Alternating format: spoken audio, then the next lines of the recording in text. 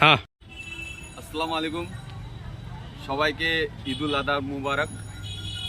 আজকে আমাদের ঈদুল আজহা, সবাই একত্রিত হয়ে আমরা আমাদের চঞ্চপুর ঈদগাতে নামাজ পড়তে এসেছি, জামাত আদা করতে এসেছি। জামাত আদার পর সবাই যে যার ব্যস্ততা থাকবে কুরবানিতে। আজকে একটা কিছু ভিডিওর মাধ্যমে বলার আছে।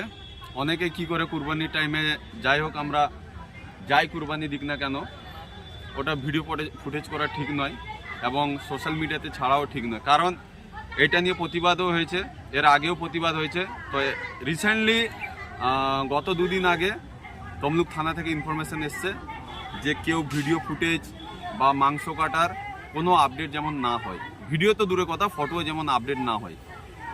আর কোনো কারণবশত আমাদের ঈদগাতেও ইলিয়াস সাহেব বলে গেছেন মাইকে যে এইসব তমলুক থানা থেকে মানা করা হয়েছে। তার সত্ত্বেও যদি কেউ আপডেট করে, তার রেসপন্সিবিলিটি, তার জিম্মেদারি সে হবে, আমরা কিছুই করতে পারবো না। তো আপনাদেরকে অনুরোধ করছি, আপনারা এই কুরবানির টাইমে অবশ্যই কুরবানি দিন। আপনাদের আল্লাহ তাআলা ধন সম্পদ দিয়েছে, আপনারা দিতে পারেন, কিন্তু এই ভিডিও ফুটেজ আর ফটো সোশ্যাল মিডিয়াতে আপডেট করবেন না, রিকোয়েস্ট। কেন কি আপনার জন্য অন্য কারুর ক্ষতি হোক, এটা কেউ চায় না। এই বলে রাখলাম, সবাই ভালো থাকুন, সুস্থ থাকুন। আসসালামু আলাইকুম। আসসালামু আলাইকুম, ঈদ মোবারক। আমরা সমস্ত নামাজি ভাইকে অনুরোধ করছি, আমরা সময় দিয়েছি সকাল ঠিক 7টায় জামাত হবে। আপনারা দেখছেন আকাশ পরিষ্কার, বৃষ্টি কোনো দেখা নেই। এরকম পরিষ্কার আকাশের পরে আমরা 7টার সময় একটা জামাত করার জন্য স্থির করেছি। আপনারা তাড়াতাড়ি ঈদগাহমুখী হওয়ার চেষ্টা করুন এবং সামনের জায়গাগুলো ভরাট করে পেছনের জায়গাগুলোকে খালি রাখুন। পেছনের জায়গা ফাঁকা রেখে আপনারা সামনে ভর্তি করুন। আপনারা সবাইকে আমরা বারবার অনুরোধ করছি, আপনারা তাড়াতাড়ি আসার ব্যবস্থা করুন। ঘড়ির কাঁটা 7টা ছুটে যায়, 5 মিনিট সময় আছে। 5 মিনিটের মধ্যে আমাদের কিছু বক্তব্য আছে, সেটা আমি এখানে বলব। ভাইয়েরা, আমি খুব ছোটবেলা থেকে, আজ থেকে প্রায় 75-76 বছর আগে, যখন আমার বয়স 7-8 বছর, তখন বাবার হাত ধরে ঈদগাহে প্রথম নামাজ পড়তে এসেছিলাম। সে বোধ হয় 49-50 সাল হবে, আজ থেকে প্রায় 74-75 বছর আগে। আমার বিয়ে বয়স তখন 7 বছর কি 8 বছর, আজ আমি 84 বছরে। তো এই যে অবস্থা ছিল, আমাদের ছোট্ট একটা ঈদগাহ ছিল, ওখানে বাঁশঝাড় ছিল, কল ছিল, এর কাছে ঘেরা, ওর কাছে ঘেরা, এইখানে নামাজ পড়া হতো, পয়সা তোলা হতো, তোয়ালেতে করে ধরে ধরে পয়সা তোলা হতো। তখন আমরা ছোটবেলা থেকে দেখতাম ইমাম নিয়ে আমাদের এখানে সবসময় একটা শান্তি থাকতো, ওর পেছনে নামাজ পড়া যাবে না। এবং এইগুলো বেশি করে তুলতো কারা, যারা ভক্তের নামাজি, তারা কিন্তু তুলতো না। যারা বছরে 1-2 নামাজ পড়তে আসে, তারাই বেশি করে অশান্তি করতো, এর পেছনে নামাজ পড়া যাবে না, ওর পেছনে নামাজ হবে না, অমুক চাই, এই চাই, একটা অশান্তি পরিবেশ সবসময় থাকতো। সেই অবস্থা দীর্ঘদিন আমাদের এখানে চলেছে। অবশেষে আমরা 1994 সাল, আজ থেকে প্রায় 30 বছর আগে, 94 গানের পাশে 6 বছর, এখানে 24 বছর, 30 বছর আগে আমরা হাফেজ হাসানুল সাহেবকে এখানে ইমামতি করার জন্য ব্যবস্থা করেছি। তখন থেকে নির্বিঘ্নে আমাদের একটা জামাত চলে আসছে। 2টো জামাত হয়নি বলবো না, বৃষ্টি হয়েছে, 2টো জামাত হয়েছে, প্রাকৃতিক কারণে অসুবিধা হয়েছে, আমরা 2টো জামাত করতে বাধ্য হয়েছি। কিন্তু মন আমাদের সবসময় ছিল একটা জামাতেই আমরা নামাজ পড়ব। তিনি দীর্ঘদিন আমাদের সঙ্গে এই 30 বছর নামাজ পড়াচ্ছেন। এখানে আপনারা জানেন বিভিন্ন ফিরকার লোক আছেন, দেওবন্দি আছেন, হাক্কানি আছেন, আরো কত রকম কি আছে, সবাই আছেন। সবাইকে একসঙ্গে নিয়ে একটা সামঞ্জস্য তৈরি করে তিনি সুন্দর সুচারুভাবে দীর্ঘ 30 বছর আমাদের এখানে নামাজ পরিচালনা করছেন। শুধু কি নামাজ পরিচালনা করছেন, আমরা যে ডেভেলপমেন্ট কমিটি করেছি তার উপদেষ্টা মন্ডলী উনি একজন। উনার চেষ্টায় মূলত এখানে তিনি ইসলামের শিক্ষা ঘরে ঘরে মেয়েদের মধ্যে বাচ্চাদের মধ্যে পড়ানোর ব্যবস্থা হয়েছে। ফলস্বরূপ আপনারা দেখতে পাচ্ছেন বিনিয়োগ হয়েছে। এও নয়, আর চঞ্চলপুরে একটা সারা জাগানো প্রতিষ্ঠান জাকাত ফাউন্ডেশন, যে এত অঞ্চলে কোথাও নেই, সেই জাকাত ফাউন্ডেশন সৃষ্টি করার মূলে তারই পরামর্শ। তারপর সেই পরামর্শ অনুযায়ী আমরা চঞ্চলপুরের সব বুদ্ধি সম্পন্ন মানুষরা একত্রিত হয়ে আমরা আজ 8-10 বছর জাকাত ফাউন্ডেশন চালাচ্ছি। প্রতি বছর ভালো কিছু টাকা আমরা দেশে গ্রামে যারা অভাবী মানুষ আপদের মধ্যে পড়েছেন, বিয়ে শাদী দিতে পারছেন না, রোগে ভুগছেন, লেখাপড়া করাতে পারছেন না, তাদেরকে আমরা সাহায্য করছি। এটা কম বড় অবদান নয়। চন্দ্রপুরের সমস্ত কিছু যা দরকার উন্নয়নের জন্য তিনি আমাদের সঙ্গে সবসময় সহযোগিতা করছেন। এইরকম একজন মানুষকে আমরা ভুলতে পারবো না।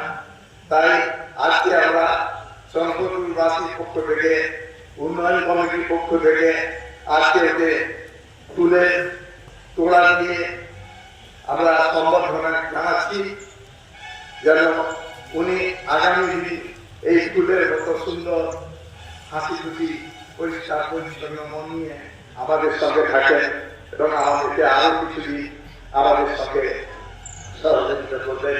এই আশা নিয়ে তাকে ফুলের তহব দিয়ে আমরা সম্মানিত করছি।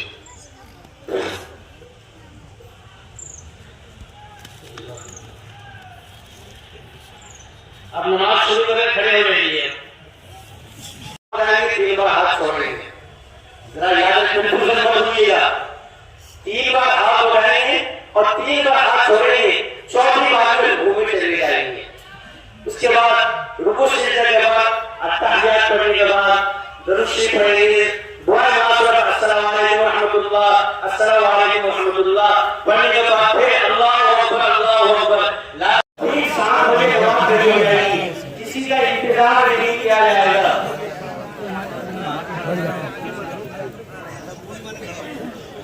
अब बैठ गई आप लोग, नमाज की नीयत और नमाज का तरीका में ध्यान कर रहा हूँ मैं। आप लोग सब बैठ जाइए। नमाज की नीयत क्या है? अरबी का अंदर भी कर सकते हैं अगर आपको याद अरबी में मालूम है, वरना बंगला में हो, उर्दू में हो कर सकते हैं। नवाज हुआ मुसल्लिया लिल्लाहि। সহযোগিতা করেছেন আমরা অভিভূত। প্রতি বছর আপনারা যেভাবে আমাদের সহযোগিতা করেন এবছরও ঠিক সেইভাবে করবেন। আশা করবো আগামী দিনেও আপনারা এইভাবে আমাদের সঙ্গে সহযোগিতা করবেন এবং সবাই একটা লক্ষ্য রাখবেন যাতে চঞ্চল করে একটাই জামাত হয়। এই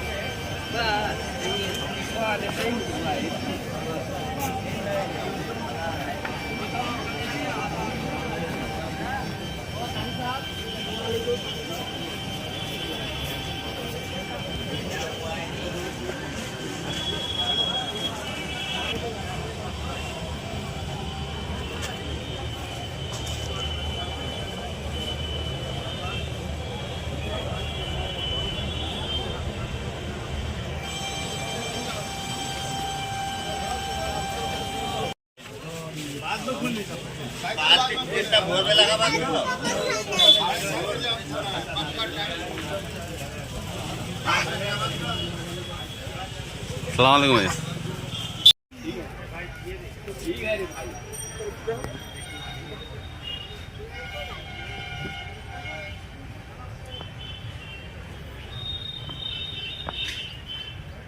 कैमरा नहीं दिख रहा है।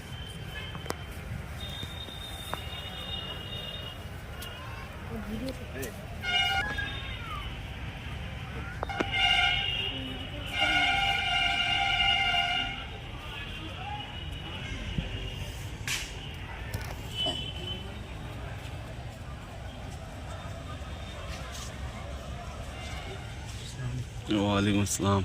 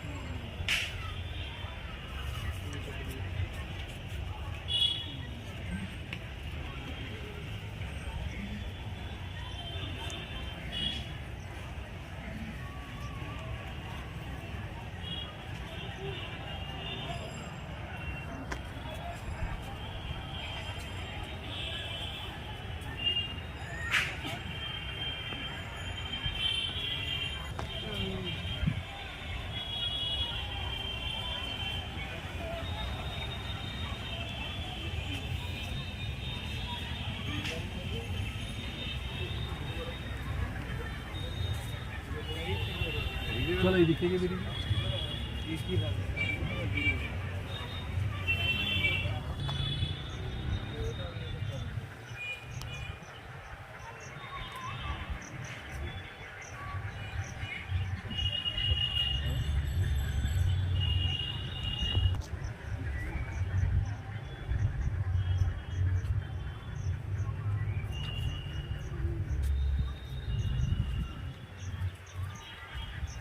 একটু গাড়ি করে নাকি রেস শুরু করে গাড়িটা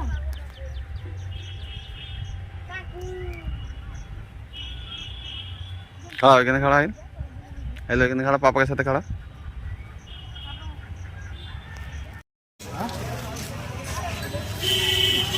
एटो हो जाने से हम निकलन।